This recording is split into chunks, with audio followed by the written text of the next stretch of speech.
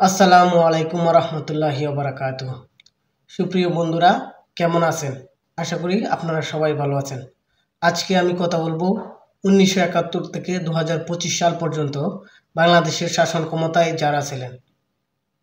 এখানে আমি আপনাদের শুরুতেই একটা কথা বলে নেই, আমি মূলত সেই সব ব্যক্তিদের কথা বর্ণনা করব যারা প্রকৃত অর্থে বাংলাদেশের শাসনকর্তা ছিল।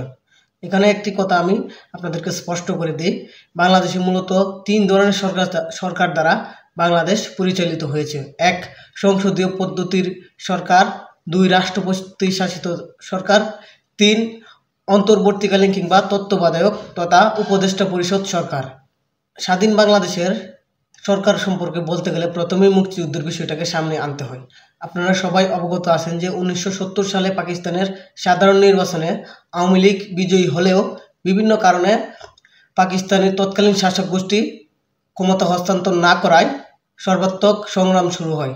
এই সংগ্রামটাকে, এই যুদ্ধটাকে সুষ্ঠুভাবে পরিচালনা করার জন্য 1970 সালের নির্বাচনে বিজয়ী প্রাদেশিক এবং জাতীয় পরিষদের সদস্যদেরকে নিয়ে বাংলাদেশের প্রথম সরকার, যেটি মুজিবনগর সরকার নামে পরিচিত, কেউ কেউ আবার প্রবাসী সরকার বলে, এই সরকারটি গঠিত হয় 1971 সালে 10 এপ্রিল।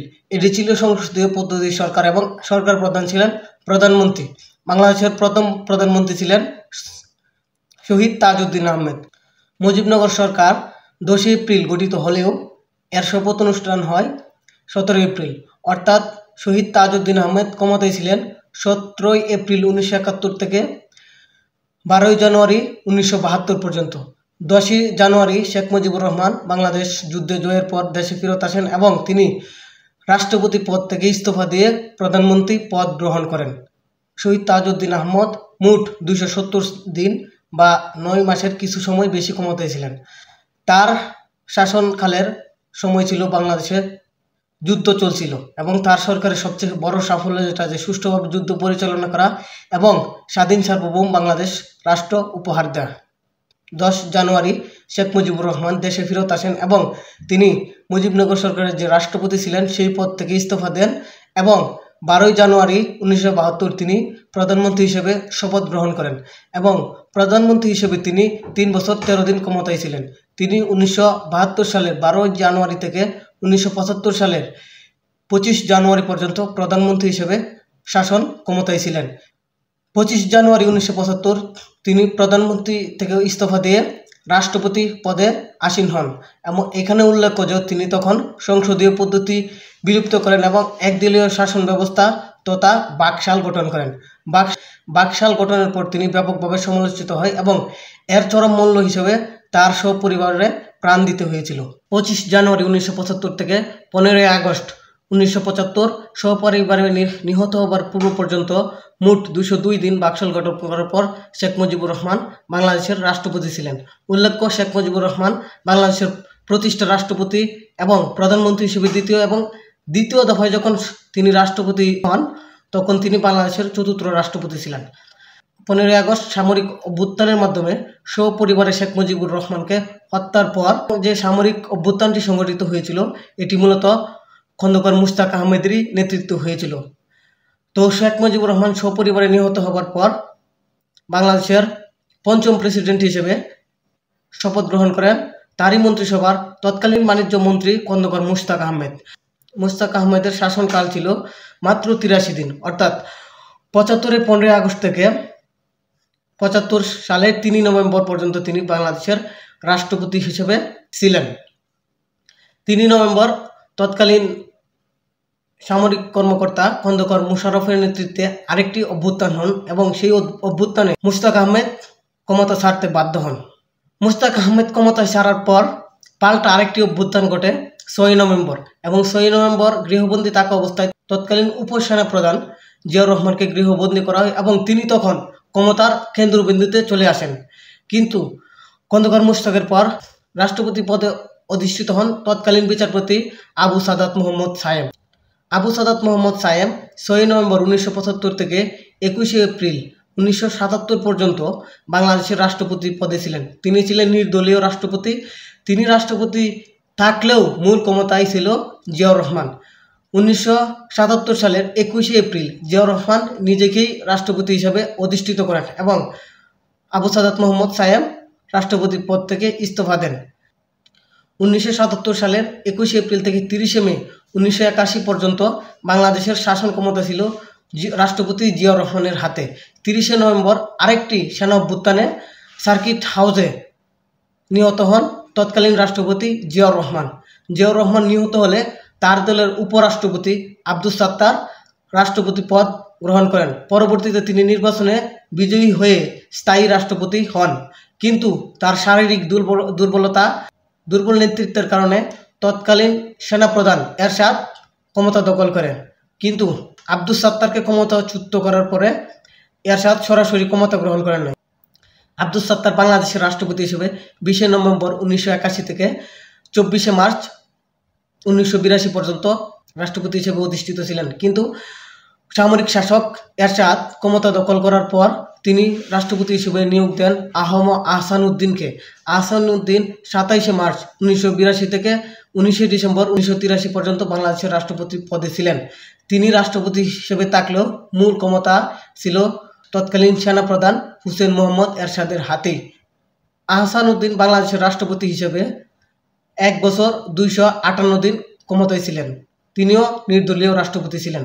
হুসেন মোহাম্মদ এরশাদ 11 ডিসেম্বর 1983 নিজেকে রাষ্ট্রপতি পদে অধিষ্ঠিত করেন এবং 6 নভেম্বর 1990 পর্যন্ত রাষ্ট্রপতি হিসেবেই ছিলেন। এই সময় তিনি কিছু নামমাত্র নির্বাচন দিয়ে ক্ষমতায় ছিলেন এবং এরশাদ ছিলেন বাংলাদেশের স্বৈরশাসকদের একজন। 6 ডিসেম্বর 1990 সালে ছাত্র জনতার আন্দোলন এবং শেখ হাসিনা এবং বেগম খালেদা জিয়ার নেতৃত্বে যে বিরোধী দলীয় জোট ছিল, সেই গণ আন্দোলনের মুখে তৎকালীন রাষ্ট্রপতি এরশাদ পদত্যাগ করতে বাধ্য হন। এরশাদ পদত্যাগ করার পর তৎকালীন বিচারপতি মোহাম্মদ শাহাবুদ্দিনকে অস্থায়ী রাষ্ট্রপতি হিসেবে নিয়োগ দেওয়া হয় সুষ্ঠুভাবে নির্বাচন পরিচালনা করার জন্য। বিচারপতি শাহাবুদ্দিন 6 ডিসেম্বর 1990 থেকে 10 অক্টোবর 1991 পর্যন্ত 308 দিন বাংলাদেশের রাষ্ট্রপতি হিসেবে দেশ শাসন করেছেন এবং তিনি খুবই সুন্দর এবং সুষ্ঠুভাবে একটি নির্বাচন উপহার দিয়ে আবারও তার কর্মস্থল বিচার কার্যালয়ে তিনি ফেরত যান।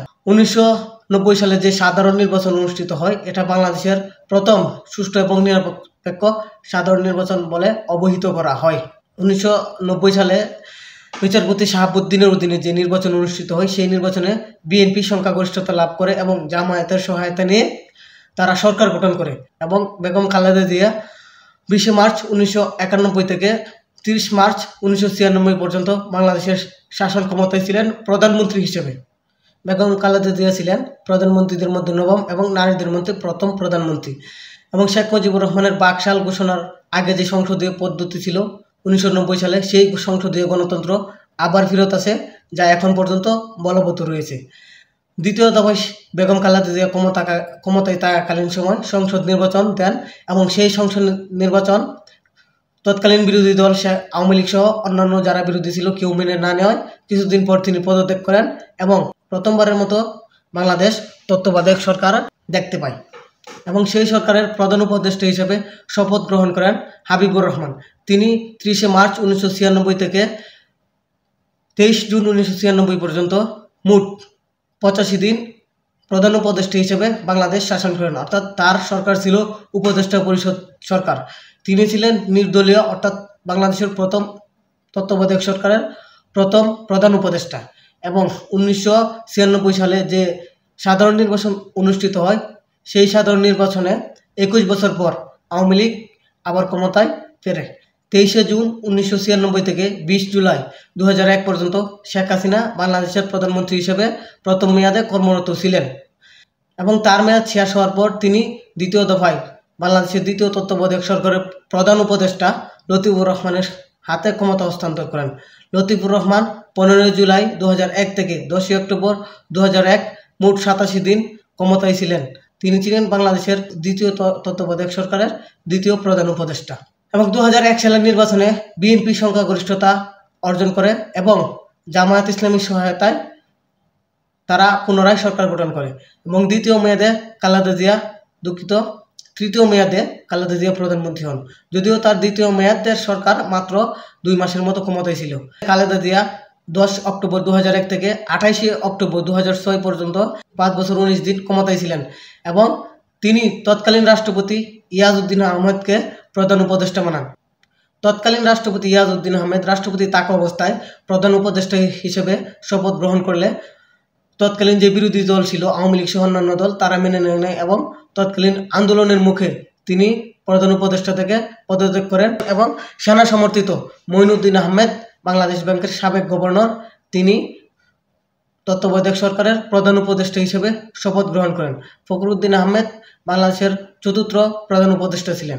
সেনা সমর্থিত তত্ত্বাবধায়ক সরকারকে বাংলাদেশের ইতিহাসে 111-এর সরকার বলে অবহিত করা হয়। এটি বাংলাদেশের রাজনীতিতে অন্যতম একটি গুরুত্বপূর্ণ সরকার বলে বর্ণনা করা হয়, কারণ সেই সময়ে -2 ফর্মুলা এবং আওয়ামী লীগ এবং বিএনপি দুই দলের নেত্রীকে গ্রেপ্তার করা হয় এবং সারা দেশের বিভিন্ন দলের নেতাকর্মীদেরকে জেলে প্রেরণ করা হয় দুর্নীতির দায়ে। উল্লেখ্য যে ফখরুদ্দিন শাসন আমলকে কেউ কেউ মনে করেন বাংলাদেশের ইতিহাসের সবচেয়ে সেরা শাসন আমলের একটি, কারণ তৎকালীন সময়ে কোনো দুর্নীতিবাজ চাঁদাবাজ এমন কেউ ছিল না যে প্রকাশ্যে চাঁদাবাজি করবে বা দুর্নীতি লুটপাট করার, এবং 2 বছরের ভিতর বাংলাদেশের মতো এরকম দুর্নীতিগ্রস্ত দেশকে একেবারে ঠান্ডা করে দিয়েছিলেন তৎকালীন প্রধান উপদেষ্টা সেনা সমর্থিত মঈনুদ্দিন আহমেদ। এই শাসন আমলটাকে 111-এর শাসন আমল বলা হয়। এই শাসন আমলে প্রথমবারের মতো বাংলাদেশে ছবিযুক্ত ভোটার তথ্য হালনাগাদ করা হয়। 2008 সালে যে সাধারণ নির্বাচন অনুষ্ঠিত হয় সেই নির্বাচনে আওয়ামী লীগ ব্যাপক সংখ্যাগরিষ্ঠতা লাভ করে সেনা সমর্থিত তত্ত্বাবধায়ক সরকারের প্রধান উপদেষ্টা ফখরুদ্দিন আহমেদ 21 জানুয়ারি 2007 থেকে 6 জানুয়ারি 2009 পর্যন্ত মোট 1 বছর 361 দিন অর্থাৎ প্রায় 2 বছর ক্ষমতায় ছিলেন।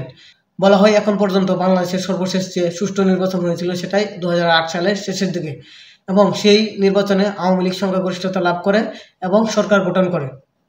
আওয়ামী লীগ সরকার গঠন করার পরে শেখ হাসিনা দ্বিতীয় দফায় প্রধানমন্ত্রী হিসেবে শপথ গ্রহণ করেন।